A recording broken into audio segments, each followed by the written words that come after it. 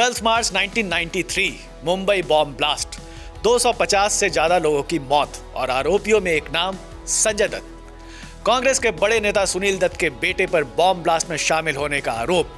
BJP ने मौके का फायदा उठाया।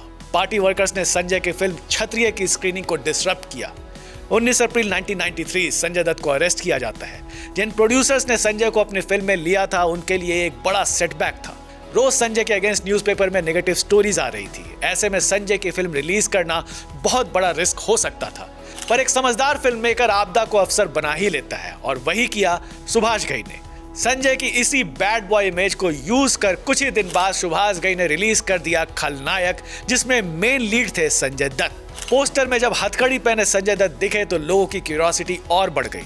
सबको लगा कि ये संजय की असली स्टोरी है।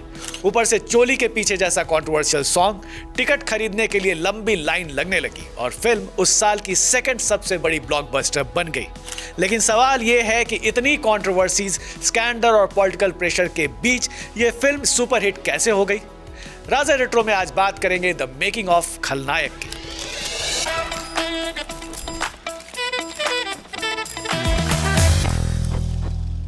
1990s की शुरुआत तक सुभाष घई बॉलीवुड के सबसे सक्सेसफुल डायरेक्टर्स में से एक बन चुके थे। हीरो, कर्मा, राम लखन और सौदागर जैसी ब्लॉकबस्टर्स के बाद तो मीडिया ने उन्हें राज कपूर के बाद नेक्स्ट शोमैन कहना शुरू कर दिया था। सौदागर के सक्सेस के बाद घई ने अनाउंस की एक बहुत बड़ी फिल्म देवा, जिसमें सुपरस्टार अमिताभ बच्चन हीरो थे। लेकिन क्रिएटिव डिफरेंसेस की वजह से प्रोजेक्ट शुरू होने से पहले ही बंद हो गई। पर इंटरेस्टिंग बात यह है कि इसी फिल्म का आइडिया ही बाद में खलनायक बन गया।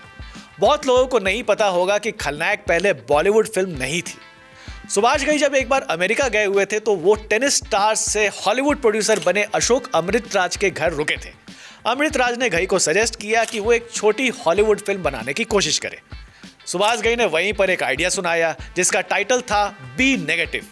स्टोरी राइटर्स गिल्ड में रजिस्टर हुई और हॉलीवुड स्टार्स को अप्रोच भी किया गया। कहा जाता है कि कॉमेडियन सुपरस्टार एडी मर्फी को उस रोल के लिए अप्रोच किया गया था जो बाद में संजय दत्त ने प्ले किया, और लेजेंडरी एक्टर उमर शरीफ को वो रोल ऑफर हुआ जो बाद में जैकी श्रॉफ ने प्ले किया। लेकिन कुछ टाइम बाद सुभाष घई को एहसास हो गया कि उनकी फिल्म मेकिंग सेंसिबिलिटी बॉलीवुड वाली है, हॉलीवुड सिस्टम में वो कंफर्टेबल नहीं है, और इसलिए वो इंडिया लौट गए। इंडिया लौटकर घई ने सोचा कि वो एक सीरियस लो बजट फिल्म बनाएंगे। स्टोरी में एक ढोलक बजाने वाला क्रिमिनल था जो येरवेड़ा जेल से रिलीज होकर मुंबई आता है। इस रोल के लिए घई ने अप्रोच किया एक्टर नाना पाटेकर को। नाना को स्टोरी पसंद भी आई और उन्होंने फिल्म साइन भी कर ली। लेकिन इंडस्ट्री के लोगों ने घई को समझाया कि एक शोमैन को स्मॉल आर्ट फिल्म नहीं बल्कि एक बड़ा कमर्शियल स्पेक्टेकल बनाना चाहिए, और इसके बाद नाना पाटेकर को फिल्म से ड्रॉप कर दिया गया। इस बात पर नाना ने इंटरव्यू में अपनी नाराजगी भी जाहिर की थी। खैर, नाना के जाने के बाद घई को चाहिए था एक बड़ा स्टार। उस वक्त संजय दत्त का करियर अचानक ऊपर जा रहा था। सड़क और साजन सुपरहिट हो चुकी थी। एक मैगजीन ने तो अपने कवर स्टोरी में संजय दत्त को द न्यू सुपरस्टार तक कह दिया था। इसलिए संजय दत्त को साइन किया गया खलनायक के लिए। पुलिस ऑफिसर का रोल मिला जैकी श्रॉफ को और हीरोइन बनी बॉलीवुड की सबसे बड़ी डांसिंग स्टार माधुरी दीक्षित, जो उस वक्त टॉप स्टार भी थी। यह वो टाइम था जब संजय दत्त और माधुरी दीक्षित के अफेयर्स के किस्से मैगजीन में खूब छपते थे। दोनों ने इससे पहले साथ में थानेदार, खतरों के खिलाड़ी और कानून अपना अपना में साथ काम किया था, और साजन के बाद तो उनकी जोड़ी और भी हिट हो गई थी। इस दौरान दोनों काफी नजदीक भी आ चुके थे। यहाँ तक कि यह भी कहा जा रहा था कि संजय माधुरी के लिए अपनी वाइफ ऋचा को डिवोर्स भी देने वाले थे। खैर, खलनायक की शूटिंग शुरू हुई और शूटिंग के दौरान संजय दत्त और माधुरी की केमिस्ट्री सिर्फ स्क्रीन तक लिमिटेड नहीं थी। फिल्म मैगजीन्स में रूमर चलने लगे कि दोनों बहुत जल्द शादी करने वाले हैं। और फिर आया 1993 का सबसे बड़ा झटका। मुंबई में सीरियल बॉम्ब ब्लास्ट हुए, 257 लोगों की जान गई और देश हिल गया। कुछ हफ्तों बाद इन्वेस्टिगेशन में संजय दत्त का नाम आया। ब्लास्ट के टाइम संजय आतिश फिल्म की शूटिंग करने मॉरिशस गए हुए थे। वापस आने पर उन्हें अरेस्ट कर लिया गया।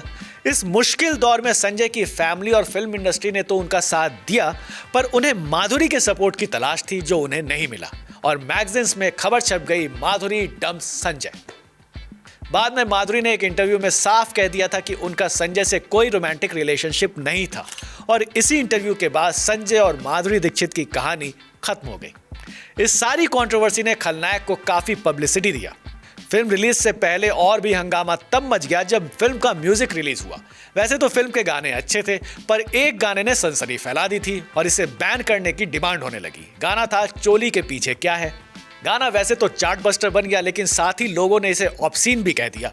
पॉलिटिशियंस और विमेंस ग्रुप भी इसके अगेंस्ट प्रोटेस्ट करने लगे।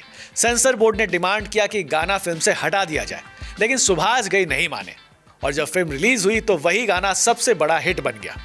वैसे म्यूजिक राइट को लेकर भी एक कंट्रोवर्सी हुई थी, क्योंकि पहली बार सुभाष घई अपनी फिल्म के राइट्स HMV को ना देकर टिप्स को बेच रहे थे। खबर थी कि टिप्स घई को म्यूजिक राइट्स के लिए 1 करोड़ दे रहा है, जबकि HMV सिर्फ 40 लाख। खलनायक शायद एकमात्र ऐसी फिल्म होगी जिसके कास्टिंग से लेकर गाने से लेकर फिल्म के नाम तक पर कंट्रोवर्सी हुई थी, इसलिए शायद लोग इसे सबसे कंट्रोवर्शियल फिल्म भी कहते हैं। पहले संजय का अरेस्ट, फिर चोली के पीछे का विवाद अभी रुका भी नहीं था कि फिल्म के टाइटल को लेकर सुभाष घई और डायरेक्टर श्रावण कुमार तक में लड़ाई हो गई। जब खलनायक बन रही थी तब फिल्म मेकर श्रावण कुमार तक ने एक और फिल्म लॉन्च कर दी जिसका टाइटल था खलनायिका। इस फिल्म में अनु अग्रवाल, जितेंद्र और जया प्रदा लीड रोल्स में थे, इसलिए प्रेस में दोनों कैंप्स के बीच आरोप प्रत्यारोप और स्टेटमेंट्स का सिलसिला शुरू हो गया। आखिरकार बात एक रेस तक पहुंच गई, कौन पहले फिल्म कंप्लीट करके रिलीज करेगा। दिलचस्प बात यह है कि आखिर में दोनों फिल्में एक ही दिन थिएटर में रिलीज हुई, पर खलनायिका बुरी तरह फ्लॉप हो गई। खलनायक के पोस्टर्स ने भी संजय दत्त के लीगल ट्रबल्स को यूज करने से झिझक नहीं दिखाई। पोस्टर्स में हथकड़ी पहने संजय दत्त नजर आते हैं और एक डायलॉग लिखा होता है, हाँ मैं हूं खलनायक। फिल्म इंडस्ट्री के कई लोगों को लगा कि सुभाष घई अपनी फिल्म को प्रमोट करने के लिए इस ट्रेजेडी का फायदा उठा रहे हैं, लेकिन घई ने इस क्रिटिसिज्म को नजरअंदाज कर दिया और कहा कि फिल्म की मार्केटिंग स्ट्रेटजी तो काफी पहले से ही प्लान की गई थी। उस वक्त मीडिया भी संजय दत्त को बॉलीवुड का आर्च विलन बनाकर दिखा रहा था। इसी माहौल के बीच 6 अगस्त 1993 को खलनायक फाइनली थिएटर में रिलीज हुई। टिपिकल सुभाष घई स्टाइल में बनी यह फिल्म लाउड थी, मेलोड्रामा से भरी हुई थी और इसमें हिट गाने और ओवर द टॉप कैरेक्टर्स थे। शायद आज के वक्त में यह फिल्म उतनी फ्रेश ना लगे, लेकिन 1993 में खलनायक एक बड़ा सिनेमैटिक इवेंट थी। फिल्म के ग्लॉसी पोस्टर्स पर लिखा था an amazing portrait of a sensitive villain, और जब फिल्म रिलीज हुई तो थिएटर्स के बाहर लंबी लाइंस लग गई। वर्डिक्ट बिल्कुल क्लियर था, बॉलीवुड का original bad boy Sanjay Dutt अब पहले से भी बड़ा स्टार बन चुका था। कंट्रोवर्सी ने फिल्म को और बड़ा बना दिया और रिजल्ट खलनायक 1993 की सेकंड हाईएस्ट ग्रॉसिंग फिल्म बन गई। उस साल गोविंदा की आंखें सबसे बड़ी हिट थी। आज 30 साल बाद भी कई फिल्म मेकर्स खलनायक के रीमेक राइट्स लेने की कोशिश करते रहते हैं और खुद सुभाष घई कभी कभी हिंट दे देते हैं कि वो खलनायक का एक सीक्वल भी बनाने वाले हैं, पर यह फिल्म कब बनेगी ये अभी भी किसी को नहीं पता। तो ये थी कहानी खलनायक के बनने की। आपको ये कहानी कैसे लगी हमें कमेंट बॉक्स में बताइएगा। नेक्स्ट वीक फिर आएंगे एक नए स्टोरी के साथ। तब तक के लिए goodbye and take very good care of yourself.